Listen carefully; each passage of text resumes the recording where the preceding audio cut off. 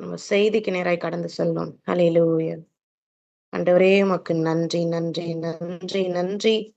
நன்றி அப்பா, நன்றி தகப்பனே, ஸ்தோத்தரிக்கிறோம். இந்த காலை நேரத்தில் எங்களோடு கூட இருக்கிறீர். உமக்கு நன்றி, நன்றி, நன்றி. கொடாகொடி நன்றி. நம்முடைய தலைப்பு, do you know the gospel of Jesus?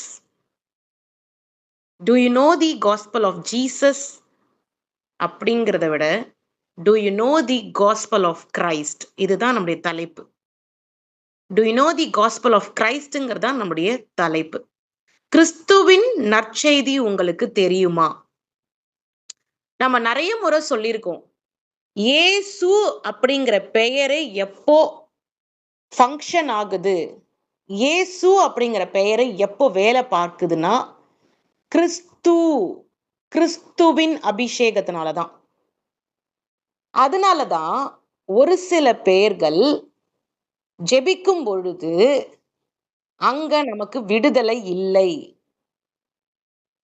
ஒரு சில பெயர்கள் ஜெபிக்கும் பொழுது கர்த்தருடைய வல்லமை செயல்படாமல் அங்க விடுதலை நமக்கு கிடைக்க மாட்டேங்குது. வை? பிகாஸ் ஏன் அப்படின்னா, இல்ல நாங்க ஜீசஸ் தானே சொல்றோம், இயேசுன்னு தானே சொல்றோம், அப்புறம் ஏன் எங்களுடைய ஜெபம் கேட்கப்படலைன்னா, கிறிஸ்துவின் அபிஷேகம் அங்க இருக்க வேண்டும். கிறிஸ்துவின் வல்லமை அங்க செயல்பட வேண்டும். கிறிஸ்து அங்க இருக்கணும். சோ அதனாலதான் I can do all things through Christ அப்படி நமக்கு வசனம் இருக்கிறது. தேவனாலே எல்லாம் கூடும். கிறிஸ்துவனால எல்லாவற்றையும் நான் செய்து முடிப்பேன். கிறிஸ்துவனுடைய உதவியால எல்லாவற்றையும் செய்து முடிப்பேன். அப்போ கிறிஸ்துவின் வல்லமை நமக்கு மிகவும் அவசியம். மக்கள் சொல்வாங்க, இயேசு இயேசு இயேசு இயேசு இயேசு.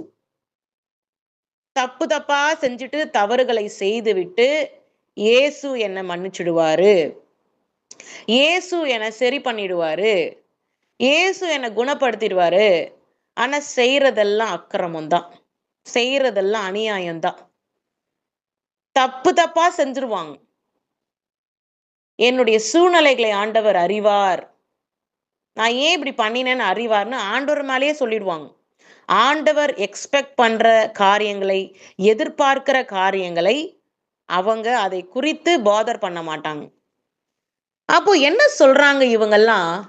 இயேசு இயேசு இயேசு இயேசு இயேசு மட்டும்தான் சொல்றாங்க. ஆனா அவங்களுக்கு ஒரு விஷயம் தெரியாது, அவங்களுக்கு ஒரு க்ளூ இல்ல. இயேசுன்னு சொல்றோம், ஆனா நற்செய்தி, கிறிஸ்துவின் நற்செய்தி என்னன்னு அவங்களுக்கு தெரியறது இல்ல. நற்செய்தினா என்னது?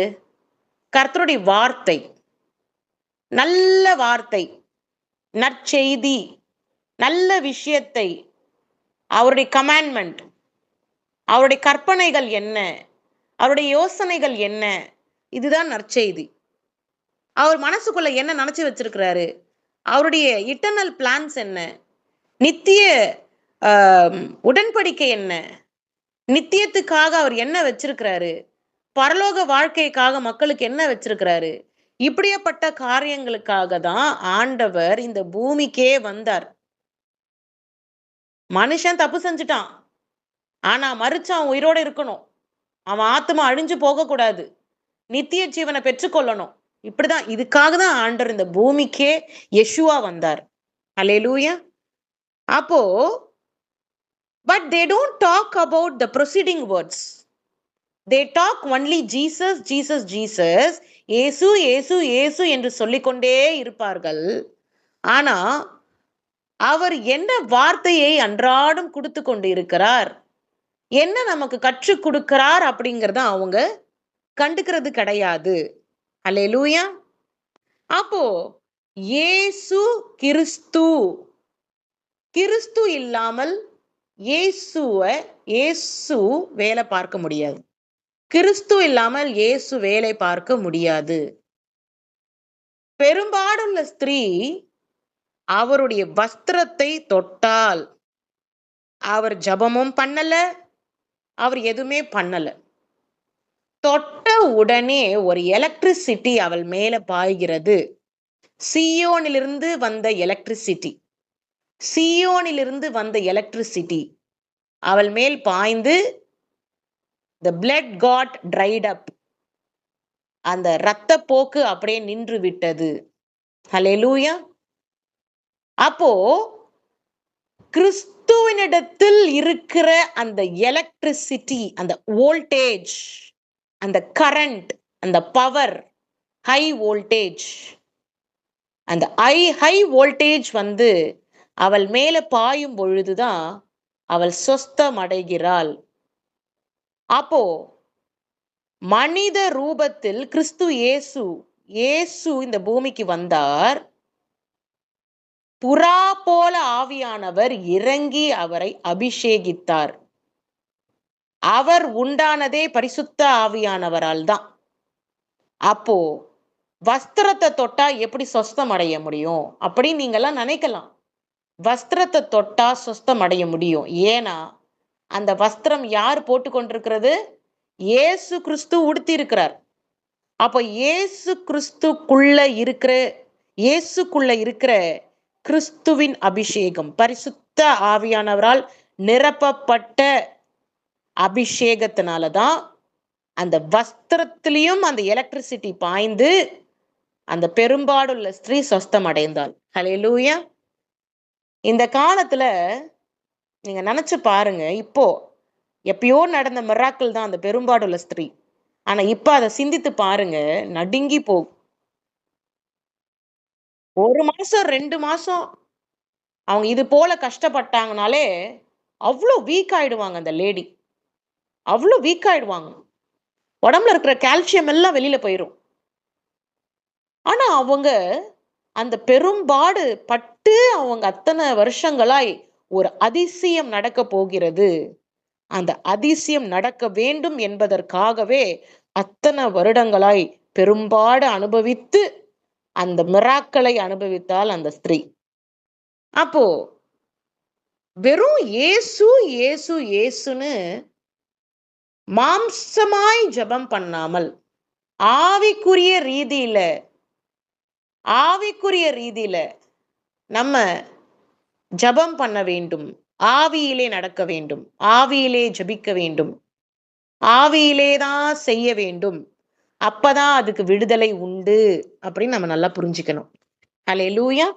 கர்த்தருக்கு கொடாக்கொடி நன்றி. இயேசு கிறிஸ்து அவர் என்றும் மாறாதவராய் இருக்கிறார். இயேசு கிறிஸ்து அவர் என்றும் மாறாதவர். எப்பவுமே ஒரே மாதிரி தான் இருக்கிறார் இயேசு கிறிஸ்து. அப்போ அவருடைய கமாண்ட்மெண்ட்ஸ நம்ம கீழ்ப்படியும் பொழுது, அதை காத்து கொள்ளும் பொழுது, அதை பின்பற்றும் பொழுது தான் நம்ம இயேசுவை உண்மையாகவே நேசிக்கிறோம் அப்படின்றது நம்ம சொல்லலாம். வாய் வார்த்தையா இயேசுன்னு மாத்திரம் இல்லாம, இயேசு எதை நேசிக்கிறார்? அந்த பெயரை மாத்திரம் சொல்வதில் அவர் பிரியப்படல. என்னுடைய கற்பனைகளை கீழ்ப்படுகிறவன், என்னுடைய கற்பனைகளுக்கு தகுந்த மாதிரி நடந்துக்கிறவன், அவன்தான் என்னை உண்மையாகவே நேசிக்கிறான்.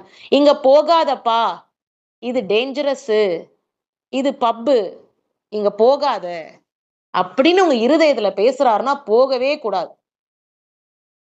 இது உனக்கு செட் ஆகாது, போகாத அப்படின்னு சொன்னா போகவே கூடாது. இதுதான் உனக்கு நல்லது, இதை நீ செய்யின்னு சொன்னார்னா அதை உடனே செஞ்சு முடிச்சிடணும். இதுதான் கற்பனைகளுக்கு கீழ்ப்படுகிறது. Nowadays people are not thinking about the proceeding words. They take the written word. பைபிள்ல இருக்கிற ஏதோ ஒரு வசனத்தை எடுத்து மனப்பாடம் பண்ணி அப்படியே ஒப்பிச்சிடுறது இருக்கிறாங்க நிறைய பேர். ஆனா அந்த பைபிள்ல உள்ள வசனத்தை, அது கற்பனைகளை கட்டி காக்கிற பிள்ளைகள் கம்மி. ஹல்லேலூயா. இப்படிதான் இருக்கணும். பாவம் செய்யாதேன்னா பாவம் செய்ய வேண்டாம். ஏழைகளுக்கு உதவி செய் அப்படின்னா ஏழைகளுக்கு உதவி செய்யணும். கர்த்தருக்கு கனம் கொடுன்னா கர்த்தருக்கு கனம் கொடுக்கணும். இப்படியெல்லாம் இருக்கிறது. ஹல்லேலூயா. அப்போ நம்ம படிக்கலாம். கர்த்தருக்கு கொடாக்கொடி நன்றி. ஆண்டவராகிய இயேசு கிறிஸ்துவை உண்மையாகவே நேசிக்கிறவர்கள் அவருடைய கற்பனைகளுக்கு கீழ்ப்படுகிற பிள்ளைகளாய் இருப்பார்கள். யோவான் 14ஆம் அதிகாரம் 15ஆம் வசனத்தை வாசிக்கலாம். நீங்கள் என்னிடத்தில் அன்பாய் இருந்தால் என் கற்பனைகளை கை கொள்ளுங்கள். தமிழ் ஈஸி ரீடிங் வெர்ஷன் ஒன்னு இருக்கு. அதுல பாத்தீங்கன்னா, நீங்கள் என்னை நேசித்தால் நான் கட்டளையிட்டபடி நீங்கள் காரியங்களை செய்வீர்கள். நான் பிதாவை வேண்டுவேன். அல்லேலூயா. அவர் உங்களுக்கு இன்னொரு உதவியாளரை தருவார். நான் பிதாவை வேண்டுவேன். நீங்கள் என்னை நேசித்தால், இந்த ஸ்டேட்மெண்ட் யார் கொடுக்கிறது? இயேசு கொடுக்கிறாரு. நான் பிதாவை வேண்டுவேன். பிதா கிட்ட சொல்லுவேன், இந்த குழந்தைக்கு இதுதான் தேவை, இந்த மகளுக்கும் மகனுக்கு இதுதான் தேவை அப்படின்னு நான் சொல்லுவேன். அவர் உங்களுக்கு இன்னொரு உதவியாளரை தருவார். அப்போ யார் மூலியமாக இந்த உதவிகள் அத்தனையும் பூர்த்தி செய்யப்படுகிறது? பரிசுத்த ஆவியானவர், ஹோலி ஸ்பிரிட். அத இன்னொரு உதவியாளரை தருவார். அப்போ எங்கேயும் இல்லப்பா, இப்போ நான் சொல்றேன், நான் இப்போ கர்த்தருடைய வார்த்தையை பகிர்ந்து கொள்றேன். பரிசுத்த ஆவியானவர் என்னுடைய இருதயத்தில் இருக்கிறார். என்னால் 100% சொல்ல முடியும். அவரால தான் நான் தெம்பா உக்காந்துகிட்டு இருக்கேன். அவரால தான் நான் ப்ரீச் பண்ண முடியுது. அவர் என் கூட இருக்கிறதுனால தான் நானு நார்மலா இருக்கிறேன். ஹல்லேலூயா. அப்போ இன்னொரு உதவியாளர், ஆண்டவர் சொல்றாரு, நான் போறேன், போனதுக்கு அப்புறம் ஒரு தேற்றரவாளன் வருவார். எப்பவுமே ஆண்டவர் ஒரு சொரூபத்தை விட்டு ஒரு அந்த இமேஜ் சொரூபம், இப்படிப்பட்டதான அந்த ஐடல் வர்ஷிப்புக்காக, விக்கிரக ஆராதனைக்காக ஆண்டவர் எதையுமே விட்டு வைக்கல. நான் இப்படிதான் இருப்பேன், நான் வணங்கிக்குங்கன்னு ஆண்டவர் விட்டு வைக்கல. ஆண்டவர் என்ன சொல்றாரு? ஆண்டவர் நினைச்சா சொல்லிருக்கலாம்ல, எப்பா என்ன ஒரு போட்டோ எடுத்துக்கப்பா, நான் மறிக்க போறேன், எல்லாம் ஒரு போட்டோ எடுத்துக்குங்க, என்ன சிலுவையில நான் தொங்கிட்டு இருக்கேன், எடுத்துக்குங்கப்பா, விட்னஸ், சிலுவையில நான் தொங்கிட்டு இருக்கேன், நீங்க போட்டோ எடுத்துக்குங்க, நான் மறிச்சதுக்கு அப்புறம் என்ன ஆகுமோ தெரியல, என்ன வச்சு கும்பிடுங்க சொன்னாரா? கிடையாது. ஆண்டவர் என்ன சொல்றாரு?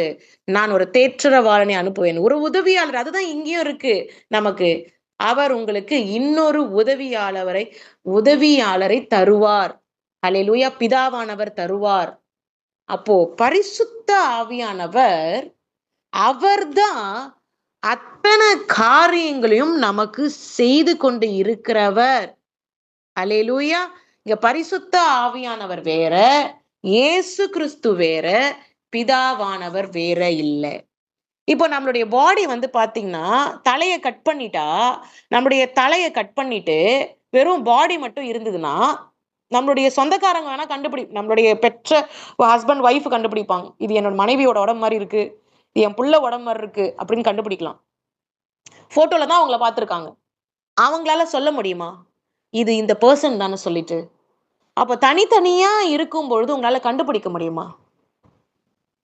இப்ப கால்ல அடிபட்டா சிக்னல் பிரெயினுக்கு போகுது, உடனே நமக்கு வேதனையா இருக்கு.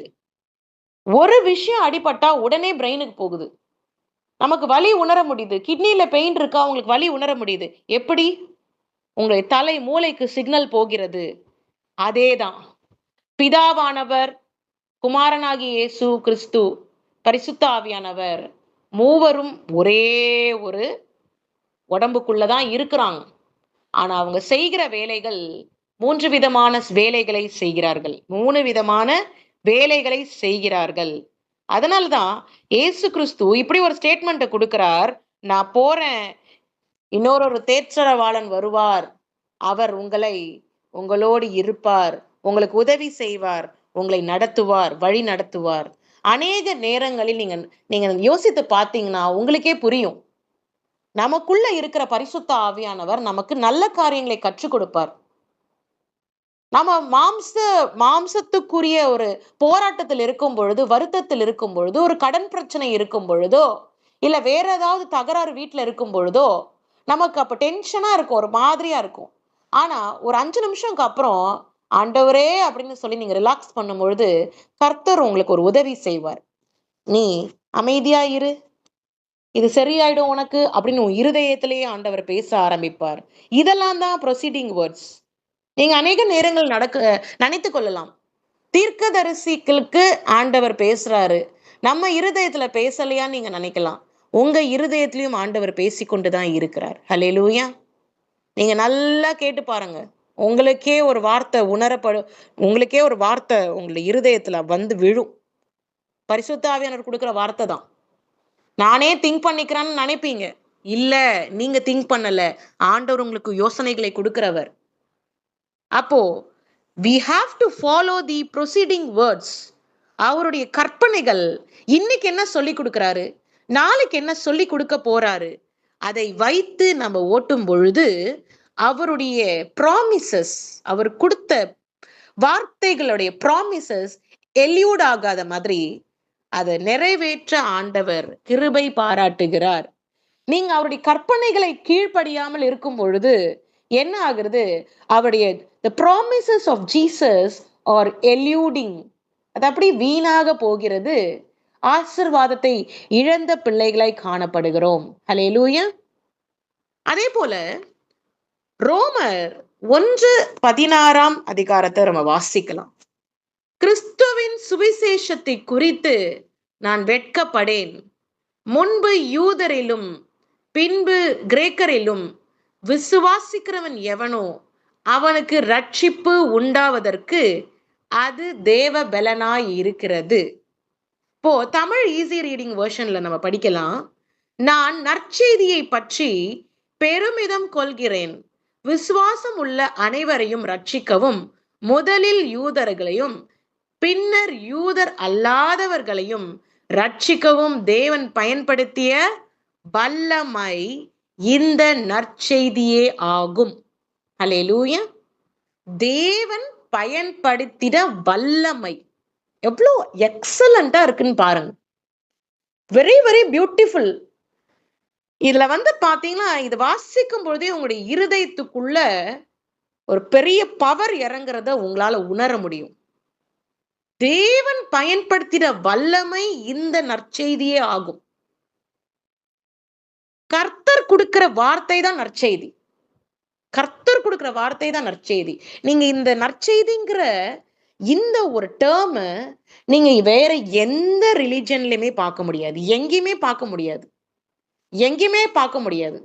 இந்த நற்செய்தி அப்படிங்கிறது நீங்க வேதாகமத்துல மட்டும்தான் பார்க்க முடியும்.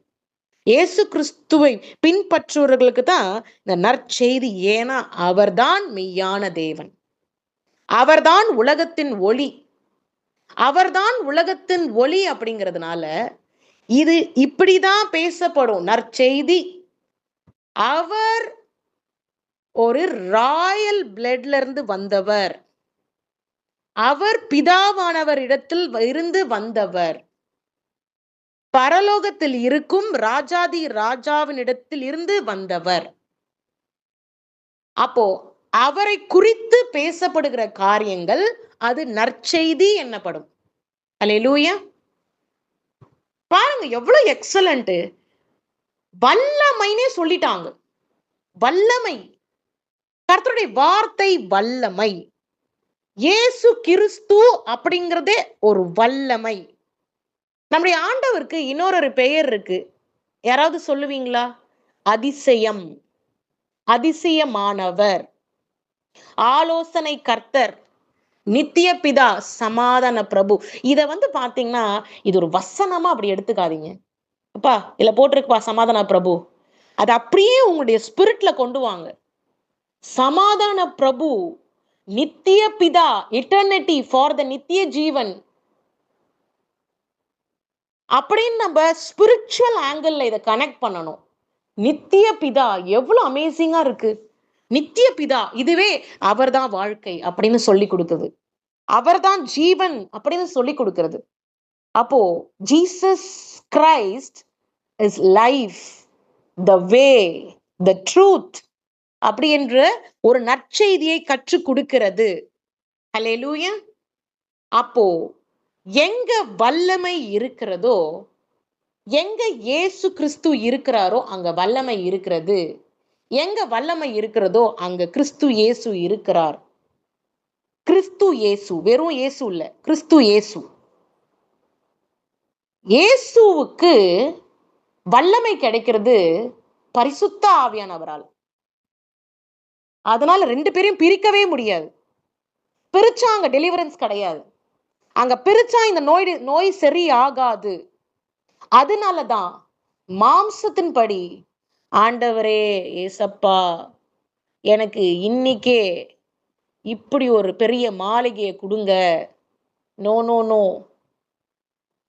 எது உங்களுக்கு நல்லதோ, உங்க கொழுப்பை எப்படி அடக்க முடியுமோ, உங்களை எதெல்லாம் கொட்டி கொட்டி உங்களை வளர்த்தா நீங்க நல்லா வருவீங்களோன்ற டெக்னிக் அவருக்கு தெரியும். அந்த ஸ்ட்ராட்டஜி அவருக்கு தெரியும். இல்லனா மனிதர்களை கையில பிடிக்கவே முடியாது. நிறைய காசு உங்ககிட்ட கொடுத்துட்டா உங்களை கையில பிடிக்கவே முடியாதுப்பா. உங்களுக்கு கொழுப்பை கரைக்கணும். உங்களுக்கு இவ்வளவு கொழுப்பு இருக்கா, அதை கரைக்கணும். இல்லன்னு நீங்க இஷ்டத்துக்கு செலவு பண்ணுவீங்க, எப்படி எப்படியோ இருப்பீங்க, மதிக்கவே மாட்டீங்கப்பா. கால் மேல கால் போட்டு இருப்பீங்க. சரி, ஒரே ஒரு உதாரணம். இயேசு கிறிஸ்து மாட்டு தொழுவத்துல பிறந்தாரு. அவர் மாளிகையில பிறக்கல, மாட்டு தொழுவத்துல பிறந்தாரு. அவரு நினைச்சிருந்தா ஒரு பெரிய மாளிகையில வாழ்ந்திருக்கலாம், அப்பா அம்மாவை கூட்டிட்டு போயிட்டு. கிடையாதே. அவர் ஒரு போதகராய் இருந்தார். அவர் ஊழியம் செய்தார். சாதாரண வாழ்க்கையை வாழ்ந்தார். எதற்காக தெரியுமா? நம்ம எதற்காக வந்தோம்? பிதாவுடைய காரியத்தை நிறைவேற்ற வந்தோம். அதை செய்துட்டு நம்ம மறிச்சு உயிர் தெழ போறோம். இதுதான் அவருடைய மோட்டிவ். அப்போ இப்படிதான் இருக்கணும் அப்படின்னு it is governed by laws. பரலோகத்துக்குரிய ஒரு சில நியமங்கள் இருக்கு. இது போலதான் இவன் என்கிட்ட வருவான், இது போலதான் இவ என்கிட்ட இருப்பா, இல்லைன்னா இவளுக்கு கொலஸ்ட்ரால் ஜாஸ்தி ஆகும், இவளுக்கு திமிரு ஜாஸ்தி ஆகும். ஏன் என்னையும் எடுத்துக்குங்களேன். ஹல்லேலூயா. என்னுடைய வாழ்க்கையில ஒரு சில விஷயங்கள் நடந்ததுனாலதான் நான் ஆண்டவரை குறித்து போதித்துக் கொண்டு இருக்கிறேன். இல்லைன்னா என்னுடைய ஆபீஸ்ல நான் மேனேஜர் ஆயிருப்பேன். கண்டிப்பா என்னுடைய ஆபீஸ்ல நான் கண்டிப்பா மேனேஜர் ஆயிருப்பேன். என்னுடைய எக்ஸ்பீரியன்ஸ்க்கு மேனேஜர் ஆயிருப்பேன். ஆனா நற்செய்தியை பரப்புற மகளா இருந்திருக்க மாட்டேன். டெஃபினட்டா அடிச்சு சொல்லுவேன். காலையில 5:45 போவேன், சிறுசேரி போனோம். சிறுசேரி போய் முடிச்சுட்டு நைட்டு 9:30 வருவேன் திரும்பி. என்ன பண்ண முடியும்? பணம் மட்டும் வந்துகிட்டே இருக்கும் மாசம் மாசம் மாசம் மாசம் அக்கௌண்ட்ல. ஐடி வேலை உங்களுக்கே தெரியும். ஐடில எவ்வளவு நல்லா பே பண்ணுவாங்க. அதுவும் 12 வருஷத்துக்கு முன்னாடி அப்படின்னா எப்படி இருக்கும்? கர்த்தர் கொடாகொடி நன்றி. கர்த்தர் கொடாகொடி நன்றி.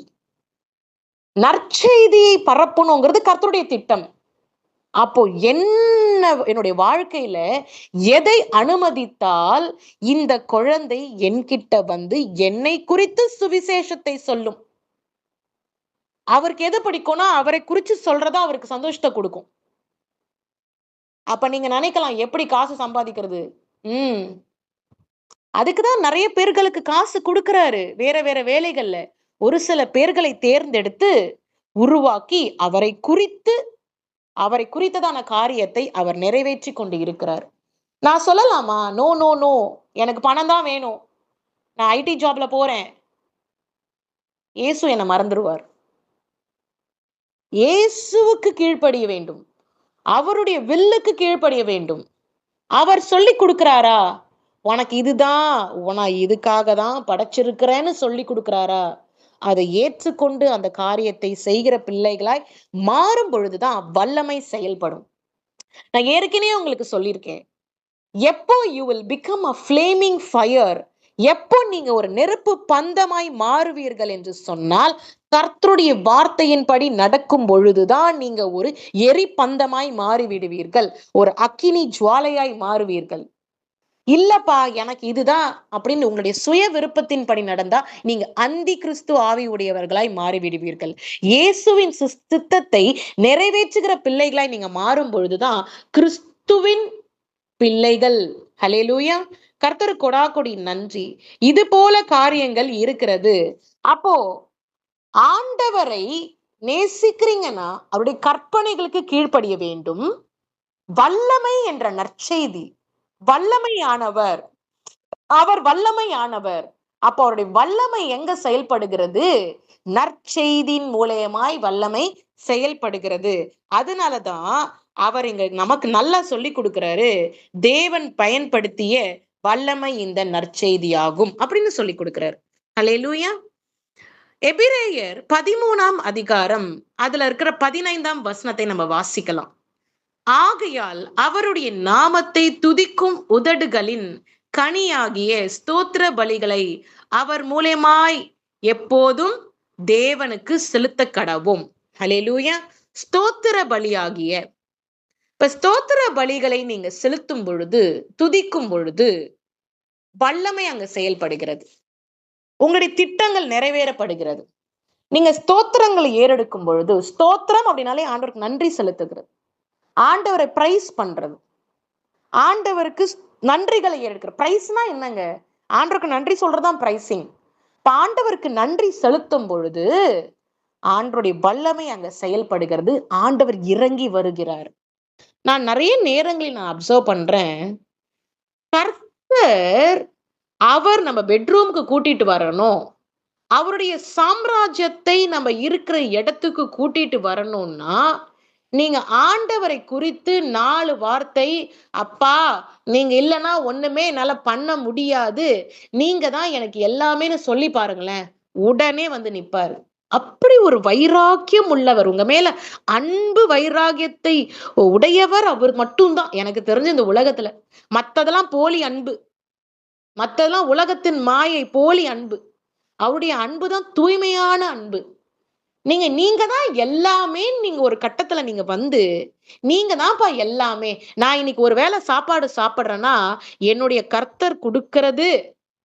நான் ஒரு Dress போடுறேன்னா எனக்கு கர்த்தர் கொடுக்கிறது. அது உங்க வீட்டுக்காரர் கூட வாங்கி கொடுத்திருப்பாரு அந்த Dress. ஆனா உங்க வீட்டுக்காரருக்கு எப்படி கிடைக்குது? எப்படி கிடைக்குது? ஆண்டவர் கொடுக்கிறது தாங்க. ஒரு ஆர்கனைசேஷன் ரன் ஆகுதுன்னா பூமி இருக்கணும். ஒரு இந்தியன் பேங்க் வேலை பார்க்குதுன்னா பூமி இருக்கணும். இல்ல ஒரு ஐஏஎஸ் கலெக்டர் வேலை பார்க்குறாருன்னா பூமி இருக்கணும். பூமியில இப்ப எர்த்குவேக் வந்து பூமி பிளந்துருச்சு 2ஆனா, அந்த பார்லிமென்ட் இருக்குமா? இல்ல அங்க ஒரு பேங்க் இருக்குமா? இல்ல கலெக்டர் ஆபீஸ் இருக்குமா? ஏதாச்சும் இருக்குமா? அந்த ஆர்கனைசேஷன் டெஸ்ட்ராய் ஆனா உங்களுக்கு சம்பளம் வருமா? அப்ப கர்த்தர் இல்லாம ஏதாவது நடக்குதா? இந்த உலகத்துல ஆண்டவர் இல்லாம ஏதாவது நடக்குதா? அத மட்டும் சிந்தித்து பாருங்கள். ஹல்லேலூயா.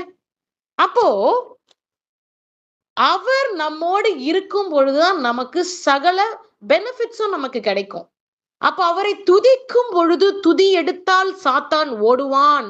பெர்க்மன்ஸ் பாடின பாட்டுல எனக்கு பிடிச்ச பாடு, துதி எடுத்தால் சாத்தான் ஓடுவான், முறுமுறுத்தால் திரும்பி வருவான். நிச்சயமா. நீங்க ஒரு அவிசுவாச வார்த்தையை நீங்க விட்டீங்கன்னா உடனே வந்துருவான் அவன். ஒரே ஒரு அவிசுவாசமா எனக்கு இப்படி ஆயிடுச்சு, என்ன செய்யறதோ தெரியல அப்படின்னு நீங்க சொன்னீங்கன்னா உடனே வருவான். அந்த விசுவாசத்தை, அந்த அவிசுவாசத்தை இன்னும் பலப்படுத்தி, பெருசாக்கி, பெருசாக்கி எல்லாவற்றையும் எடுத்து போட்டுட்டு, கடவுள்கிட்ட இருந்தே தூர கூட்டிட்டு போயிடுவான். இதுதான் அவனுக்கு தேவை. அவனுக்கு தேவை. அவன் அவனை சபிக்கப்பட்டவனாய் ஆண்டவர் தள்ளினார்ல. மனிதர்களும் அதே இடத்துக்கு போகணும். அதுதான் அவனுடைய ஆசை. ஹல்லேலூயா. அப்போ நீங்க துதிக்க, துதிக்க, துதிக்க, துதிக்க உங்களுக்கு புது பலன் கிடைக்கிறது. நீங்க துதிக்க, துதிக்க, துதிக்க, துதிக்க உங்களுக்கு தேவ பலன் கிடைக்கிறது. துதிக்கிறதுனா என்ன? அவருக்கு நன்றிகளை செலுத்துங்கள். நீங்க தான் எனக்கு எல்லாமேன்னு பேசி பாருங்க. அவர் உடனே வருவாரு. அவர் வந்தா, நீங்க யாருக்காவது ஜெபம் பண்றீங்கன்னா, அவர துதிச்சு இன்வைட் பண்ணிட்டீங்க. நீங்க யாருக்காவது ஜெபம் பண்ணா, அங்க எங்கேயாவது சர்ப்பம் இருக்க முடியுமா? எங்கேயாவது பேய் பிசாசு இருக்க முடியுமா? யேசுவா வந்துட்டாருன்னா அங்க டெலிவரன்ஸ் தான். யேசுவாவ நீங்க கூப்பிட்டுட்டீங்கன்னா, அங்க விடுதலை தான். அல்லேலூயா. அதனாலதான் துதி எடுத்தால் சாத்தான் ஓடுவான்னு சொல்றோம். அப்ப நீங்க யாருக்காவது ஜெபிக்கிறீங்க, இல்ல உங்க காரியங்களுக்காக ஜெபிக்கிறீங்கன்னா, நீங்க அவரை நன்றி செலுத்தி, செலுத்தி, செலுத்தி அவரை உயர்த்தி பேசும் பொழுது, அவர் ரசித்துக் கொண்டே கேட்டுக்கொண்டிருப்பார். ஒரு அரசியல்வாதிய புகழ்ந்து பேசும் பொழுது, எப்படியெல்லாம் கர்வமாகுது. என்ன இப்படி பேசிட்டாங்க அப்படின்னு சொல்லி பணம் பணம் பரிவர்த்தனை செய்யப்படுகிறது. பணத்தை குடுக்குறாங்க. யாரு பெருமையா பேசுறாங்களோ அவங்களுக்கு பணத்த குடுக்குறாங்க.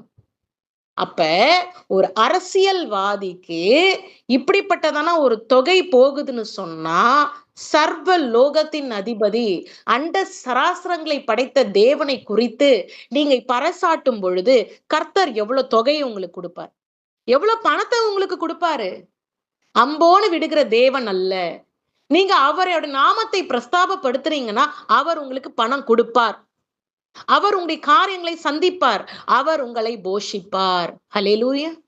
அவர் உங்களுக்கு மன்னாவை தருவார்.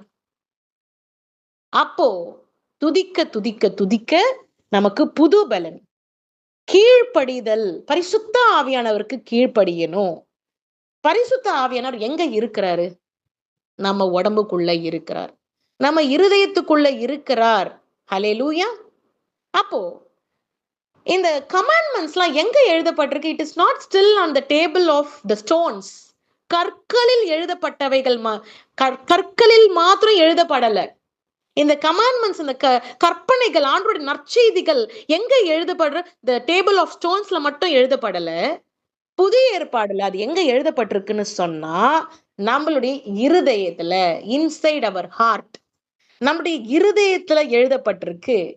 அப்போ புதிய ஏற்பாடுல யார் வந்துட்டா? இயேசு கிறிஸ்து வந்துட்டாரு. இயேசு கிறிஸ்து நம்மளோட பழகுறாரு, நம்மளோட பேசுறாரு, நமக்கு தப்பு காரியங்களை உணர்த்துறாரு. அப்போ நம்ம இருதயத்துக்குள்ள அவர் வாசம் செய்கிறார்.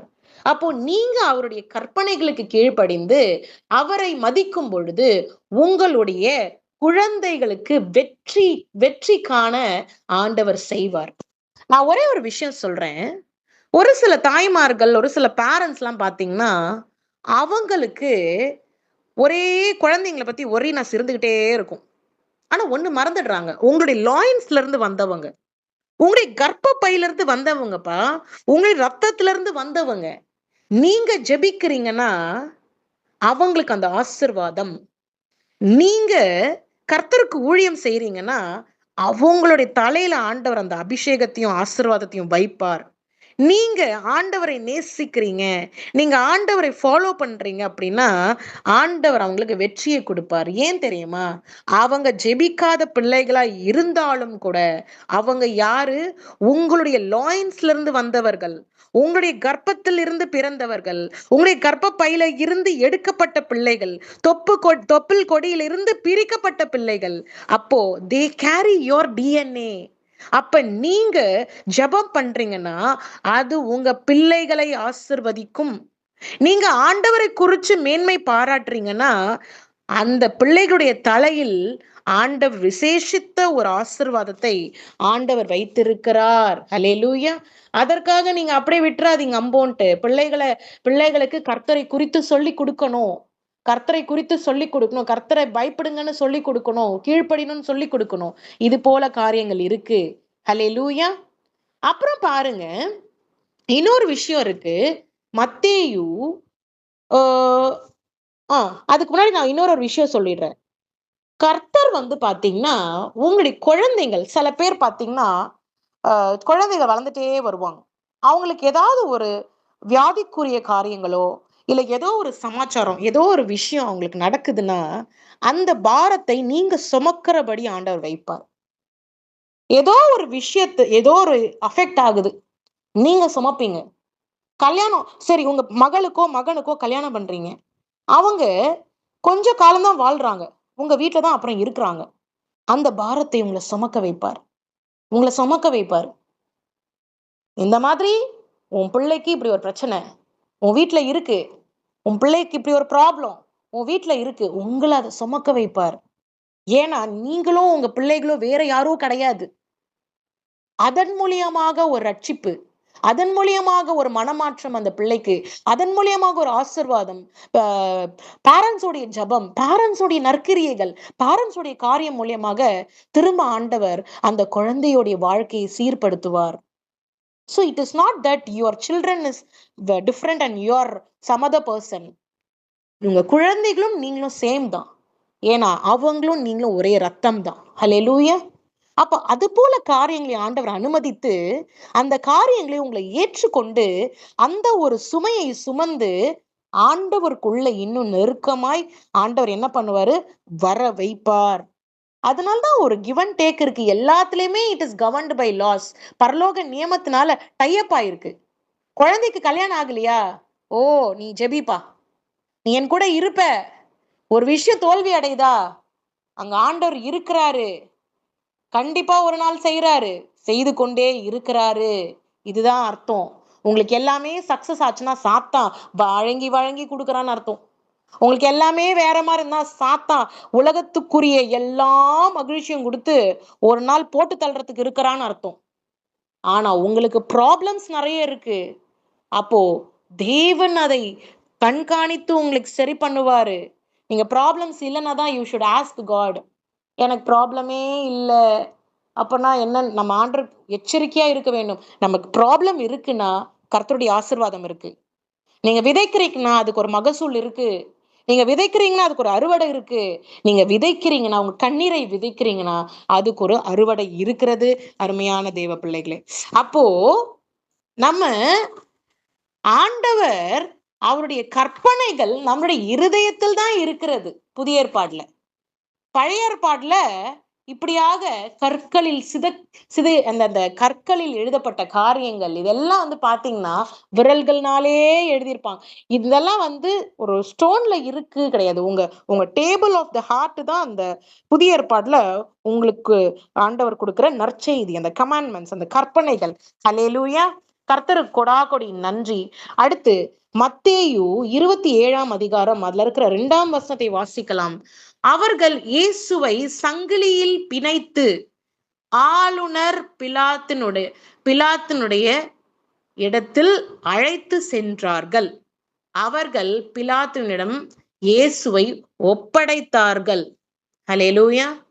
சங்கிலியில் பிணைத்து, சங்கிலியில் பிணைத்து கைதி போல, கொலைக்காரன் போல, திருடன் போல, அக்கிரமக்காரரில் ஒருவராய் எண்ணப்பட்டவர், அக்கிரமக்காரர் அப்படின்னே பதக்கம் கொடுத்து எப்படி இருந்திருக்கும்னு நீங்க பாருங்க. நம்மள ஒரு வார்த்தை செய்யாத தப்ப நீ செஞ்சிட்டேன்னு சொன்னா சுருக்குன்னு எவ்வளவு கோவம் வருது நமக்கு. நீ செஞ்சிருக்கவே மாட்டோம் அந்த தப்பு, நீ தான் செய்த அப்படின்னா எப்படி ஒரு கோவம் வருது. இல்ல இல்ல இல்ல ஆர்கியூ பண்ணுவீங்க. இல்ல இல்ல நான் அதை செய்யவே இல்லை, நான் செய்யவே இல்லை, நான் செய்யவே இல்லை, நான் திருடன் இல்ல, நான் கொலைக்காரன் இல்ல, நான் அக்கிரமக்காரன் கிடையாது, நான் நல்லவன், நான் நல்லவன், நான் பரிசுத்தம் அப்படின்னு நிரூபிக்க என்னெல்லாம் பண்ணுவீங்க. ஆனா இங்க அவர் எதுவுமே பண்ணல, எதுவுமே பண்ணல. சங்கிலியில் பிணைந்து கொண்டு போகும்போது அவருக்கு சாப்பாடு கிடையாது, தண்ணி கிடையாது. தண்ணி உடம்புல இல்லைன்னா டீஹைட்ரேஷன் ஆகும். அப்போ கர்த்தர் பிதாவானவர் அவருக்கு வல்லமையை கொடுக்கல. அந்த நேரத்துக்கு சூப்பர் நேச்சுரல் பவரை கொடுத்து நீ அதை சமாளிப்பா, இந்த உடம்புக்குள்ள தண்ணி இல்ல, உணவு இல்ல, சரி சூப்பர் நேச்சுரல் ஸ்ட்ரென்த் கொடுத்து நல்லா நடக்க வைப்போம். இல்ல இல்ல ஆண்டவர் அனுமதித்தார். ஒரு மனுஷனா கஷ்டப்படட்டும், மனுஷனா கஷ்டப்படட்டும்னு பிதாவானவர் விட்டு விட்டார். அவருக்கு நடக்க கூட தெம்பு இல்லை, அவருக்கு சிலுவையை சுமக்க கூட அங்க தெம்பு கிடையாது. பிகாஸ் ஒரு மனித கோலத்தில் ஒரு 2 நாள் சாப்பிடலன்னா உங்களுக்கு எப்படி இருக்கும்? No energy at all. உங்களுக்கு எனர்ஜியே இருக்காது. அப்போ தண்ணியும் இல்ல, சாப்பாடும் இல்ல, சிலுவையை சுமக்கணும், நடக்கணும், கீழே விழுந்துடுறாரு. சிலுவையை எடுத்து வைக்கவும் முடியல. ஒரு ஒரு ஆள் வந்து ஹெல்ப் பண்றாரு. நம்ம வேதத்துல வாசிக்கிறோம், ஹெல்ப் பண்றாங்க, திருப்பியும் கீழே விழுந்துருது சிலுவை. திருப்பியும் எடுத்து வச்சுட்டு நடக்க முடியாம நடக்கிறாரு. இந்த கொல்கத்தா மலை மேல நடக்கிறாரு. நடந்து நடந்து நடந்து அப்படியே போகிறார். ஹல்லேலூயா. அப்போ உங்களுக்காக இப்படிப்பட்டதான பாடுகளை ஆண்டவர் சுமந்தாரே, உங்களுடைய பிள்ளைகளுடைய காரியங்களை நீங்க சுமந்து பாருங்க. இதுதான் நான் சொல்ல வர பாயிண்ட். ஒவ்வொரு அப்பா அம்மாவும் இப்ப நான் சொல்றத ஃபாலோ பண்ணா கண்டிப்பா உங்க பிள்ளைங்களுக்கு பிரச்சனையே வராது. அவங்க அனுபவிக்கிற காரியங்களை நீங்க சுமந்து பாருங்க. அவங்களுக்காக சுமந்து பார்க்கிறதுனா பிதாவினிடத்தில் கொட்டுவது, பிதாவினிடத்தில் என் பிள்ளைகளுக்கு இப்படிப்பட்டதான பிரச்சனைன்னு சொல்லுவது, அந்த பேர்டனை நீங்க எடுத்து ஜெபத்துல வைப்பது, அந்த பேர்டனுக்காக ஒரு ஃபாஸ்டிங் இருப்பது, இது போல நீங்க செய்து பாருங்க. இது போல செய்து பாருங்க. ஆண்டவர் யாரும் ஆண்டவர் சொல்லல. நீங்க என்ன பண்ணுங்கப்பா, ஆண்டவர் ஸ்பிரிச்சுவல் பெர்ஸ்பெக்டிவ்ல சொல்றாரு. சிலுவையை சுமந்து என் பின்னாடி வா. அப்படின்னா என்ன அர்த்தம்? உலகத்தின் உபத்திரவங்களும் சேர்ந்து நீ சுமக்க வேண்டும்னு அர்த்தம். பெருசா ஒரு கட்டை சிலுவை மரத்தை தூக்கி சுமக்க சொல்லல. ஸ்பிரிச்சுவல் பெர்ஸ்பெக்டிவ்ல பார்க்கும் பொழுது அவர் பாடுகள் இப்படிதான் இருக்கும். என்னுடைய காரியங்கள் எனக்கு நடந்ததெல்லாம் உங்களுக்கு நடக்கும். என்ன திருடன் சொன்னாங்க, உங்களையும் சொல்லுவாங்க. என்ன கொலைகாரன்னு சொன்னாங்க, உங்களையும் சொல்லுவாங்க. என் முகத்துல காரி துப்புனாங்க, உங்களுக்கும் துப்புவாங்க. எனக்கு என்னெல்லாம் நடந்துச்சோ, உங்களுக்கும் அதெல்லாம் நடக்கும். ஏன் தெரியுமா? என்னை பின்பற்றிங்கன்னா இதெல்லாம் நடக்கும். இதெல்லாம் நடக்கும். இப்படிதான் இருக்கும். ஏன்னா நீங்க வாழ்றது பரலோகத்துல இல்ல, உலகத்துல. உலகத்துல. அப்ப உலகத்துக்குரிய காரியங்கள நம்ம அனுபவிக்கிற பிள்ளைகளா தான் நம்ம இருப்போம். ஆனா, இப்ப கர்த்தர் அந்த நேரத்துல இயேசு சாப்பிடல, தண்ணி குடிக்கல, எதுவுமே பண்ணல. சிலுவைய சுமந்து போனாரா இல்லையா? விழுந்து விழுந்து எந்திரிச்சாரு. ஆனாலும் ஆக மொத்தத்துல போய் சேர்ந்து, அந்த சிலுவையில அவர் அறையப்பட்டவராய் காணப்பட்டார். உயிர் தெழுந்தார். மரித்து உயிர் தெழுந்தார். அப்போ ஒரு மிகப்பெரிய வெற்றி இருக்கிறது. நீங்க உங்களுடைய பிள்ளைகளுடைய காரியத்துக்காக நீங்க உபவாசிக்கும் பொழுது உங்க பிள்ளைகளுக்கு வெற்றி இருக்கிறது நிச்சயமாகவே. கல்யாணத்துல பிரச்சனையா? இல்ல கன்சீவ் ஆக முடியலையா? இல்ல இந்த பிரச்சனை தாமதமா இருக்கா? இங்க கடன் இருக்கா? உபவாசம் இருந்து ஜெபிக்க வேண்டும். உபவாசம் இருந்து துதிகளை ஏறெடுத்து ஜெபிக்க வேண்டும். நீங்க துதிகளை ஏறெடுத்து ஜெபிக்கும் பொழுது அங்க விடுதலை இருக்கிறது நிச்சயமாகவே. அல்லேலூயா. கர்த்தர் கொடாக்கொடி நன்றி. கர்த்தர் கொடாக்கொடி நன்றி. ஆண்டருடைய ப்ரொசீடிங் வேர்ட்ஸ் அன்றாடம் கொடுக்கப்படுகிற ஒரு வார்த்தை, அந்த வார்த்தைகளுக்கு நம்ம செவி கொடுத்து போகும் பொழுது, அவரோடு கூட நடக்கும் பொழுது, நம்ம கரடு முரடான பாதைகள் தான். அவரோடு நடக்கும் பொழுது நம்ம காப்பாற்றப்படுவோம். மத்தவங்களாம் நல்லா இல்லையான்னு நீங்க கேட்கலாம். ஆண்டவர் ஞானஸ்நானம் எடுக்காதவங்க நல்லா இல்லையா? இல்ல அவங்கலாம் நல்லா தானப்பா இருக்காங்க. அவங்கலாம் ஜீசஸ்னா யாருன்னே தெரியல. அவங்கலாம் நல்லா தானே இருக்கிறாங்க. எப்படி நல்லா இருக்கிறாங்க? எப்படி நல்லா அப்பயும் ஆண்டவர் தான் இருக்கிறாரு. நான் ஒரு இந்துல இருந்து நான் ரட்சிக்கப்பட்ட மகள். ஆனா எனக்கு இப்ப நல்லா தெரியும். நான் ஸ்பீச் காம்படிஷன்ல ஃபர்ஸ்ட் பிரைஸ் வாங்குறேன். நான் இங்கிலீஷ் ஸ்பீச்ல ஃபர்ஸ்ட் பிரைஸ் வாங்குறேன். எனக்கு ஆண்டவர் தான் அந்த ஃபர்ஸ்ட் பிரைஸ் குடுத்திருக்கிறாரு. எனக்கு ஆண்டவர் தான் அந்த டேலண்ட்ட குடுத்திருக்கிறாரு. நான் இப்போ உணர்ந்து பார்க்கிறேன். அப்போ நான் ஃபர்ஸ்ட் பிரைஸ் எதுலலாம் வாங்கினேனோ, எனக்கு ஆண்டவர் தான் அப்பயும் குடுத்திருக்கிறாரு. Even though I was Hindu. நான் ஹிந்துவா இருக்கும்பொழுதே ஆண்டவர் தான் எனக்கு குடுத்திருக்கிறாரு. அப்போ இப்போ நான் அவரை ஏற்றுக்கொண்டு அவருக்கு சாதகமாய் எனக்கு சாதகமாய் ஆண்டவர் காரியங்களை வாய்க்க பண்ணுகிறது எப்படி? நான் அவரை ஏற்றுக்கொள்ளும் பொழுது என்னுடைய நோய் நொடிகளை சரி செய்கிறார். எனக்கான காரியங்களை அவர் பார்த்து கொள்கிறார். எனக்கு அவர் போஷிக்கிறார். அப்போ இந்துவா இருந்ததை காட்டிலும் நான் இப்ப ஆசிர்வதிக்கப்பட்ட மகள். எனக்கு ஒரு விஷயம் தெரியும். மரிச்சதுக்கு அப்புறம் என் உயிர் பரலோகத்துக்கு போகும். ஏன்னா என்னுடைய தேவனால என்னை விட்டுட்டு இருக்கவே முடியாது. எனக்கு அது நல்லா தெரியும். என்னாலயும் அவரை விட்டுட்டு இருக்க முடியாது. அவராலயும் என்னை விட்டுட்டு இருக்கவே முடியாது. என்னோடு தினம்தோறும் பேசுகிறவர் என்னை விட்டுட்டு இருப்பாரா? Never, never, never. கண்டிப்பா நான் மரிச்சதுக்கு அப்புறம் என்ன அவரோடு சேர்த்து கொள்வார். இல்ல நான் மரிக்கிறதுக்கு முன்னாடி அவர் வராருனாலும் அப்படியே நான் அவர் கூட சேர்ந்துருவேன். இப்படிதான் நம்மளுடைய விசுவாச பயணம் இருக்க வேண்டும். விசுவாச பயணம் என்னன்னு, நித்திய ஜீவன் எனக்கு இருக்குப்பா. நான் ஆண்டவரை அதிகமா நேசிக்கிறேன்ப்பா. நான் ஆண்டவருக்கு கீழ்ப்படுகிறேன்ப்பா. கண்டிப்பா எனக்கு நித்திய ஜீவன் இருக்குன்னு நீங்க சொல்லி, சொல்லி, சொல்லி உங்களுடைய வாழ்க்கையை நீங்க மாற்றும் பொழுது, கர்த்தர் இப்படியாக ஆண்டவர் உங்களை அவரிடம் சேர்த்து கொள்கிறவராய் இருக்கிறார். கர்த்தருக்கு கொடாக்கொடி நன்றி. ஆண்டுடைய நற்செய்தி அப்படிங்கிறது வல்லமை. அவருடைய வல்லமையே இந்த நற்செய்தி. கர்த்தருடைய வார்த்தையே அந்த வல்லமை. கர்த்தருடைய வார்த்தை தான், அவனுடைய வார்த்தை தான் எல்லாவற்றுக்கும் காரணம். இந்த உலகம் தோன்றின காலம் இப்ப வரைக்கும் பிரபஞ்சம் உண்டானது எல்லாமே கர்த்தருடைய வார்த்தை. இப்ப வார்த்தை எங்க இருக்கிறதோ அங்க வல்லமை இருக்கிறது. அப்போ கிறிஸ்துவனுடைய காஸ்பல், இப்பதான் நம்ம டைட்டிலுடைய கன்க்ளூஷனுக்கு வரோம். கிறிஸ்துவனுடைய காஸ்பல் என்னது? Power of God. Power of God. Power of காட்ங்கிறது தான் நம்ம புரிந்து கொள்ள வேண்டும். அப்ப the gospel of Jesus Christ is the power of God for salvation. ரட்சிப்புக்காக, ரட்சிப்புக்காக, மனமாற்றத்துக்காக கொடுக்கப்பட்ட இந்த நற்செய்தி, அந்த நற்செய்தி தான் கர்த்தருடைய வல்லமை. கர்த்தருடைய வல்லமை. கர்த்தருடைய வல்லமை இல்லாமல் ஒரு ஊழியம் கிடையாது. கர்த்தருடைய வல்லமை வல்லமை இல்லாம ஒரு ஊழியம் நடக்குதுன்னா அது பிசாசனுடைய ஊழியம். அது பிசாசனுடைய ஊழியம். பரிசுத்த ஆவியானவர் இருக்கிறார்னா அங்க வல்லமை இருக்கிறது நிச்சயமாகவே. ஹல்லேலூயா. கர்த்தர் கொடாகொடி நன்றி. அவர் நேற்றும் இன்றும் என்றும் மாறாதவராய் இருக்கிறார். நம்மை அதிகமாக நேசிக்கிறார். நமக்காக ஜீவ சுவாசத்தை கொடுத்திருக்கிறவர். அவருடைய ஜீவனை விட்டு உயிர்த்தெழுந்தவர் நமக்காக இருக்கிறார். சோ கிறிஸ்துனுடைய சுவிசேஷம், கர்த்தருடைய வல்லமை. கர்த்தருடைய வல்லமை எங்க இருக்கிறது?